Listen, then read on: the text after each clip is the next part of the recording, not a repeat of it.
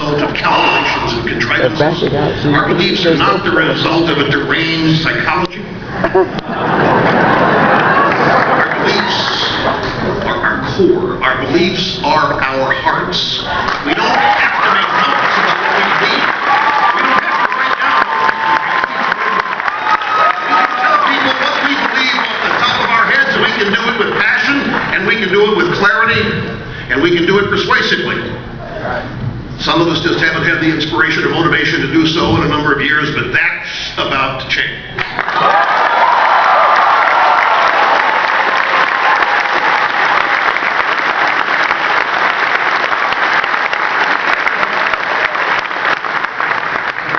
I understand I talked to David and Lisa in the super exclusive private green room that no more than about 55 people were allowed into.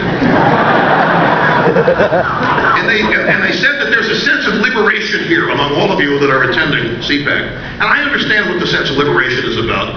But don't make the mistake, at the same time of feeling liberated, as thinking we're better and we can do better as a minority. Because we're not a minority, and if you start thinking of yourselves as a minority, you're going to be defensive, and you're going to allow the majority to set the agenda and the premise. You're responding to it. The American people may not all vote the way we would wish them to, but more Americans than you know live their lives as conservatives in one degree or another.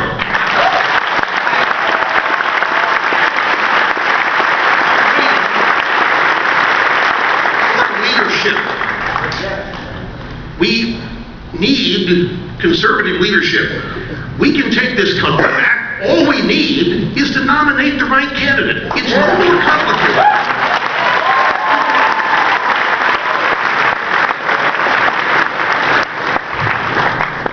Now let me speak about President Obama for just a second.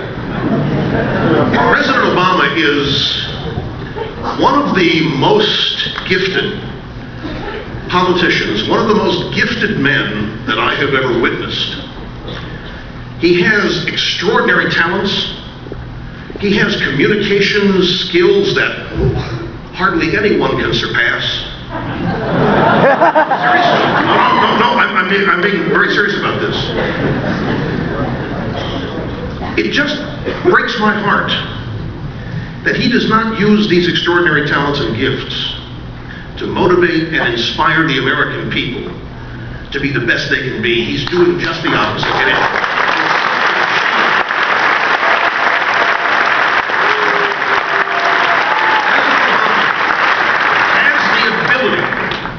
He has the ability to inspire excellence in people's pursuits.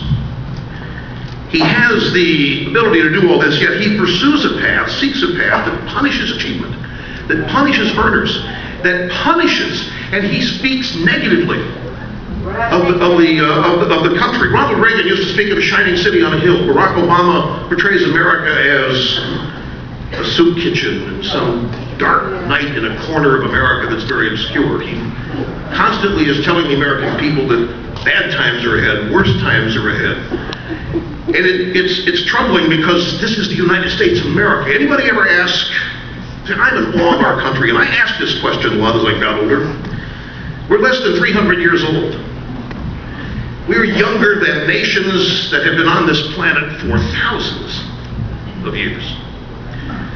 We, nevertheless, in less than 300 years, and by the way, we're no different as human beings than any others around the world. Our DNA is no different. We're not better just because we're born in America. There's nothing that sets us apart. How did this happen? How did the United States of America become the world's lone superpower, the world's economic engine, the most prosperous opportunity for an advanced lifestyle that humanity has ever known? How did this happen? And why, pray tell, does the President of the United States want to destroy it?